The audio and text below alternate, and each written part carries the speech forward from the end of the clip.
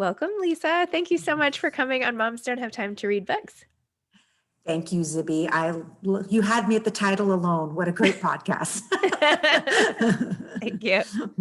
I have to say, I listened to your book on audiobook over many dog walks, and it was great. I was like on the street listening to you describe your characters like ratty underwear, and I'm like, oh my gosh, because sometimes I don't bring headphones. I just sort of like play it on my iPhone. I'm like, all right, well, everybody can listen to me listening about somebody's underwear. Thank you very much.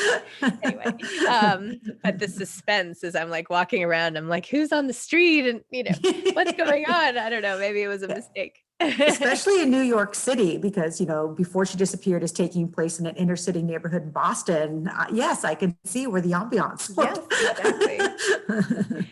Although you kind of made me want to like get a job as a barkeep after all the perks associated with that and all the free food and everything else. It's like, well, this could be fun. I don't know. Frankie definitely eats a lot. I'm not sure I really was conscious of that when I was writing the book, but at a certain point, many people have been like, I just want to eat all the food she's eating. I'm like, Yeah. let me think of, oh, you're right. Like she's very food motivated. It's true. I found myself getting hungry. I'm like, ooh, throwing on another burger. Okay, what should I have for lunch? Yes. Well, you've written so many books, and not only under your name, but also all your romance books under a pen name. Like so Yes. many books. Tell me about, first of all, tell me about this book. Tell listeners what this book is about, if you don't mind, and what inspired you to write this book. And then I want to hear about your career in general. Okay. So my latest novel is Before She Disappeared, which takes place in Mattapan, Boston. It's a new book for me, brand new character, Frankie Elkin. She was inspired by some real life trends we have going on of everyday people getting involved in working cold cases.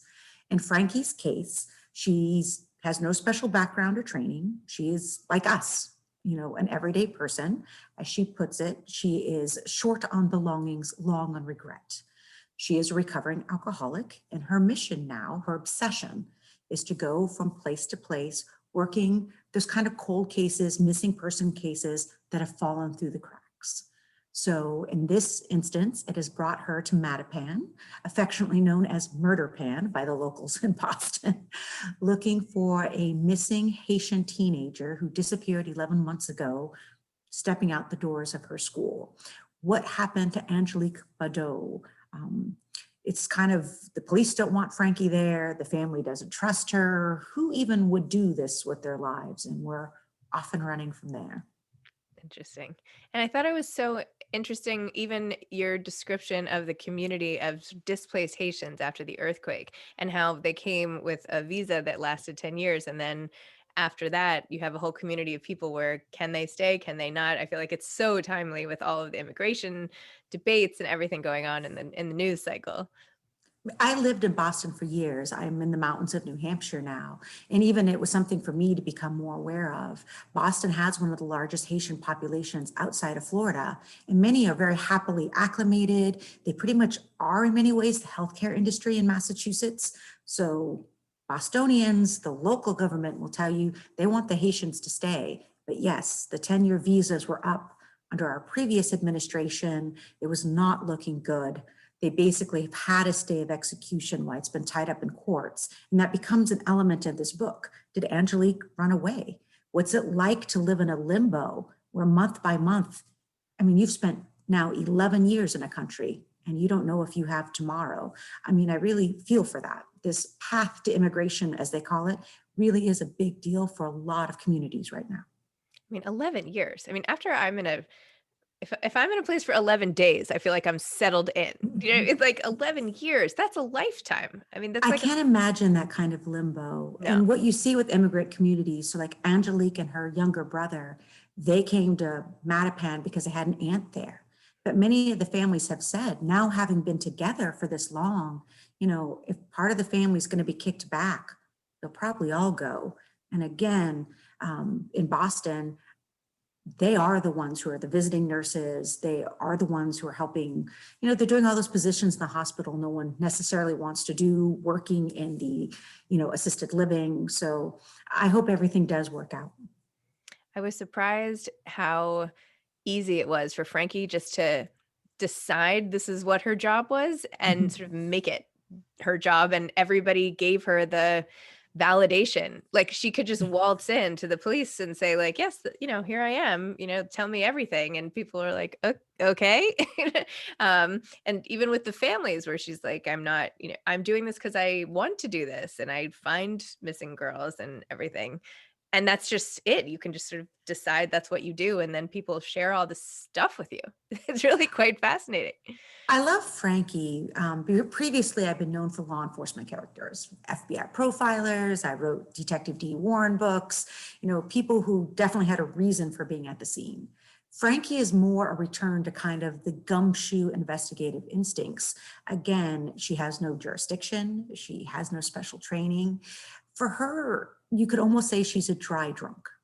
This is how she is keeping her path to recovery as an alcoholic, is she's gotten kind of invested in other people's problems instead. But, legally, she has a right to ask any questions she wants. And she's somewhat a showcase for bravado, but also just sheer grit. You're right. Even if people don't really understand her role or don't want her to be there, she kind of just keeps turning up. And she has this way with people. I mean, She's not judgmental. Being a recovering alcoholic, she has seen and heard the worst of most people. And she genuinely, I think, she likes people. She wants to help. And in the end, that kind of sees her through. Very interesting. So how did you come up with her? Why go back to a character like her after being on the law enforcement side for more of your recent work? Pretty much every book I've written has been based on something from the real world, the kind of ripped from the headlines kind of books. And in this case, I read an article on the BBC about this really interesting woman, Lissa Yellowbird Chase, who lives on native lands and was very concerned about the number of women that had gone missing. And I mean, it's not just that there weren't the resources to look for them, nobody cared.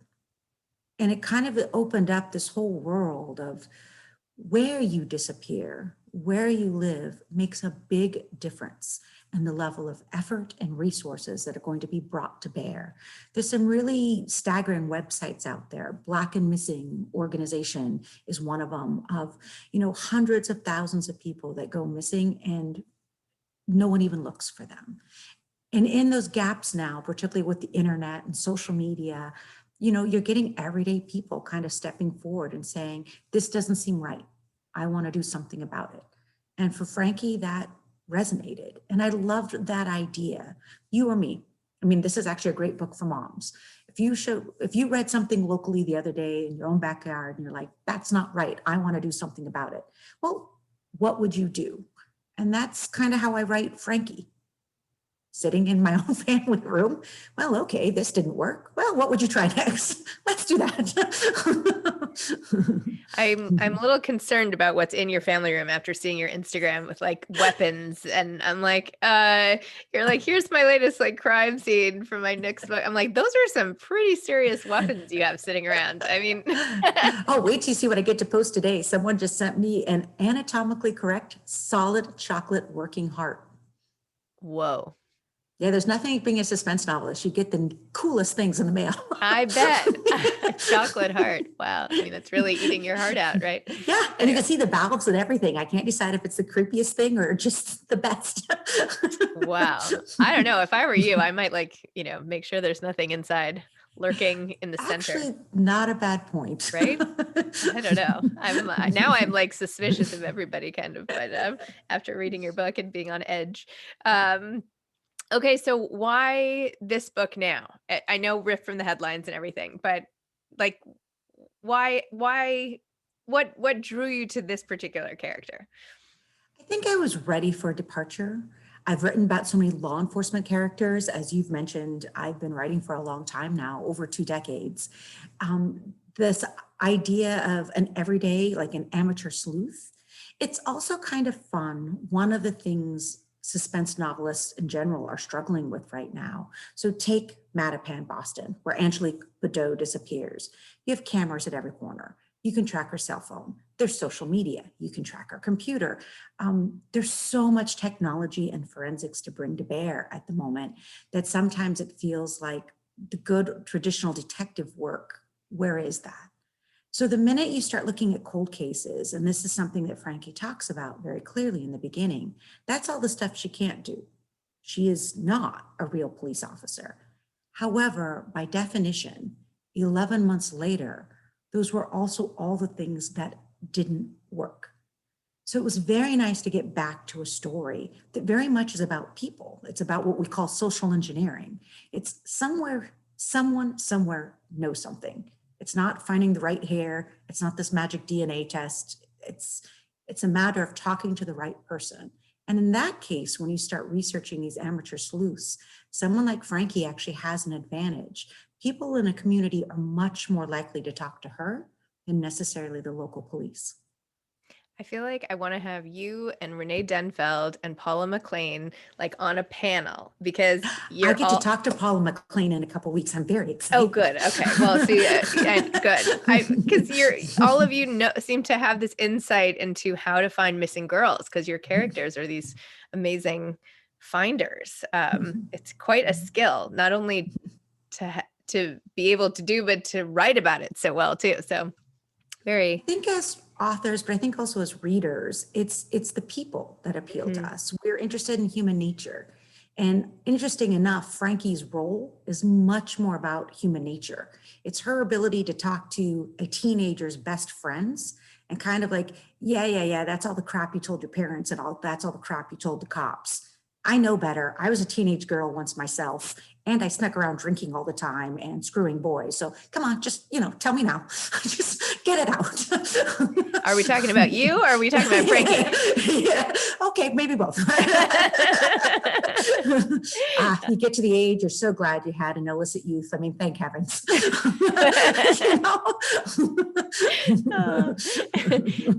You might not want to share it with your kids. I don't know. I have a teenager. She doesn't believe any of it. I have a teenager too. I have two teenagers. And so far I haven't really shared much about my own sort of antics. I'm like, I think I should just leave my experience under wraps for quite some time. Mine's firmly launched, and my parents were never real people. Yeah. There we go. So tell me how you got started and how you are so prolific. How do you seem to be just like churning out books? How are you doing this? Well, I'm a book a year, which is about average. It takes me 3 months to research a book, 6 months to write what I call the shitty first draft from Anne Lamott. Some people I talked to her yesterday. Oh, I love her. Bird by Bird is one of my favorite writing books. She was literally talking about the shitty first draft yesterday in our book club. I'm going to send you the link. It's I would love that. Actually, I'll release it as a podcast soon so that everyone can listen. So. Oh, that would be fabulous. Reading those words from her so validated and just gave reassurance. I mean, because I have been at this forever, and that first draft never gets any easier. In fact, some days the only way I can keep myself going is this doesn't have to make sense. This doesn't have to be any good. This is the shitty first draft. Just do it. So 6 months of that, and then 3 months to clean it up. So that's a year for me.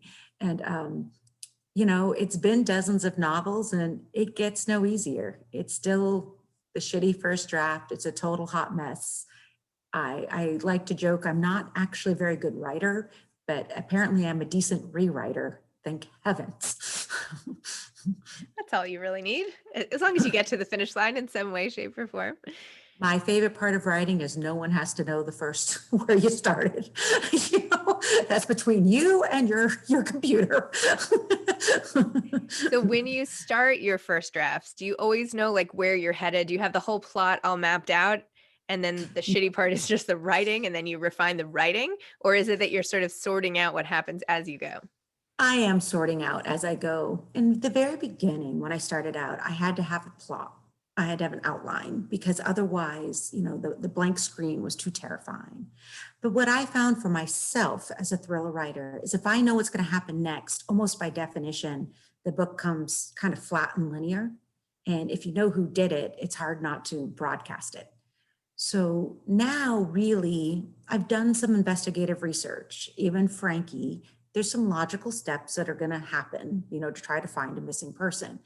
And so the skeleton of the book is kind of there, but I don't know who did it.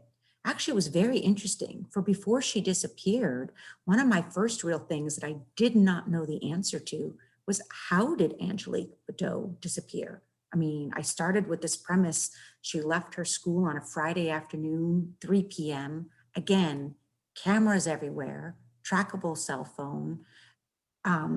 Subways in Boston have camera, Ubers have camera, buses have cameras. There's license plate reading technology. The amount of surveillance in downtown urban environment is crazy. So even how did she disappear was something I just hoped I would have an answer by the time I got there. So yeah, it's a bit of a mess, but somehow it always works out.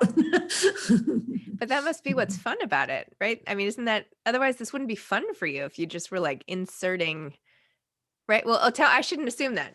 Let me do it again. So is that fun for you, Lisa? Yeah. So in writer circles, and you've talked to so many, you probably know this better than we do, but I feel like we fall almost 50-50 into two camps, the plotters, and then I'm called a pantser, as in writing by the seat of your pants. And the plotters will tell you that's how they get to Christmas. They show up because they know what's going to happen. The pantsers will tell you, we show up to figure out what will happen. Like if I knew the whole book in advance, to me, well, now I have 6 months to work on a book report. I mean, where's the fun in that?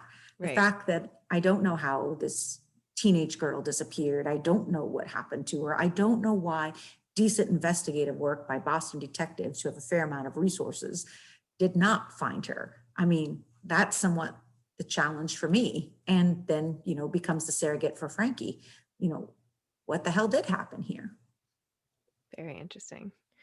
Do you ever, like, when do you come up with your next one?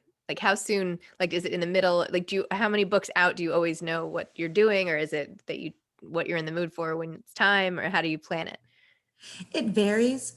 I like to consider it work. It's probably a form of procrastination, but I like to read all those, strange news, weird crimes, stupid stuff like that. And every now and then, and you can be even 2 books before, read something and be like, someday I've got to use that. Mm-hmm. And sometimes I've gone right down to the wire. The book is written, it's sent to the publisher, and I'm still, I don't know, it's kind of this interesting thing when you're a creative person, where this idea you'll stumble across it and you'll be like, that's it. That's what I'm writing next. And sometimes you have them in advance and kind of store it up. And sometimes you're like, please, please, please, please let me find that bright, shiny object right now. Right now is what I need. Wow, it's so exciting. So what advice would you have for aspiring authors? Well, some of it's the typical. You need to be a huge reader and you need to keep reading. It's interesting to me when I meet authors who are like, oh, I don't read anymore. It's like, it's the best part of what we do. Why would you give that up?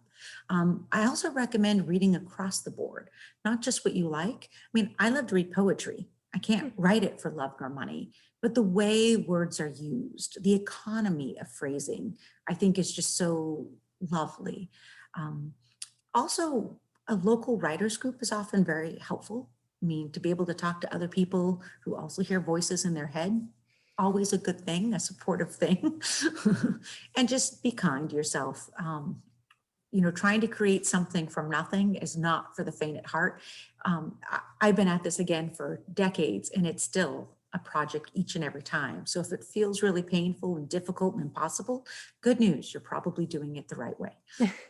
What is it you love about it? Why do this for so long? Why keep at it? And in so many genres too, with all of your romance. I mean, that's amazing to shift back and forth. Like, what is it about it that you love?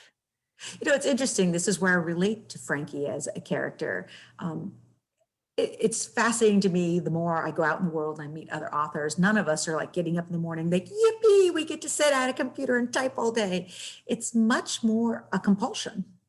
I think there's a very famous quote, nobody likes writing, everyone likes having written.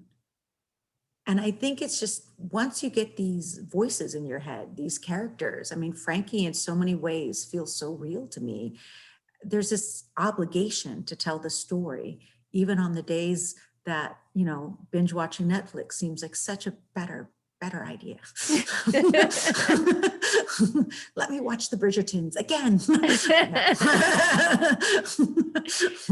And is this going to be a movie? What do you think? It feels very cinematic to me. We hope to have some good news to announce soon, so please stay tuned. Excellent. I love it. And just quickly, what's the trajectory for the romance world of yours? Are you still writing those books or have you stopped? Well, I started out writing romantic suspense, some kind of small genre novels. Most of them aren't in print anymore. And what I discovered back then was at a certain point, it was the suspense element that I got more and more fascinated with, which was really, I got the confidence to actually start picking up the phone and calling the FBI, calling the police. When I first started out, I wrote my first book when I was 17. Wow. I mean, I didn't know anything about anything. And you can certainly, everyone knows something about falling in love, right? But actual police work, forensic, that just seemed too far beyond me. So it was more safer for me to ground the books in the relationship with some other things going on. But over time, I think like so many women out there who spend all our times watching Criminal Minds and CSI, it is the police work that fascinates me. And the truth is, if you are a taxpayer, you can call up and interview your local police. So as I started doing more and more of that and learning more of that world, well, of course, the ideas exploded. So I'm a very happy thriller writer now. Any excuse to call up people with real jobs. Let's see, for my next book, I'm learning about cadaver dogs and skeletal remains and all sorts of fun stuff. All right. Can you say anything else about that book? So it's also a Frankie book. I actually Okay. wrote Before She Disappeared to be a standalone, and Frankie grew on me, and it just feels like she has more to say. So the next book, One Step Too Far, next year, covers another scenario that kind of under-resourced missing persons, which is missing hikers or people when they go lost on what we call national public lands. Our search efforts by definition are volunteer, and there's a ton of intensity in the beginning. But with time, people have to go back to their real jobs. And particularly when it looks like the person can no longer be found alive, everyone retreats, but you're left with a family whose loved one still has not come home, who has no closure, no answers to their questions. So Frankie takes part in kind of an expedition to head in the woods. There's 8 of them to see if they cannot find this young man one last time. And 8 people go in the woods, but 8 people do not come back out. Ooh. Okay, so that will put an end to my hiking career as well. I'm a huge hiker. It's actually how I brainstorm. And so Really? just, if you were scared before, I've been working with search and rescue people on this book. And one of the first things they told me was there are 2 things that happen when you are doing a huge search mission. And one is there will be a psychic. I saw them sitting in a cave. I see them sitting next to water. And the second is you will find a body, but it won't be the one you're looking for. Da, da, da. I'm actually really paranoid now. So I just want to share that with everyone. I want you guys to be as scared as I am. Thank you. You're welcome. So, Lisa, when you are not hiking or reading poetry, what do you like to do when you're not writing? I like to garden. I am a huge cribbage player. I have many friends I play cribbage with. And then I have 3 dogs, which keep me quite busy. So I like to be outdoors. If I'm not at a computer, any excuse to be outside. Yeah, it's so nice with the spring. I feel like I it's know. so hard to be inside now. I used to be a global traveler. I'm looking forward to that hobby coming back soon, very soon. Me too. Well, thank you. Thanks for coming on Moms Don't Have Time to Read Books. Thanks for introducing us all to Frankie. I'm actually really excited now that she'll be back in another book because I feel like an attachment to her at this point. So thanks for talking about Before She Disappeared. And yeah, it was great to meet you. Thank you very much, Zibby. This is so much fun, and what a great podcast. Oh, thank you. Okay, take care. Have a great day. Thank you. Bye. Okay, bye-bye.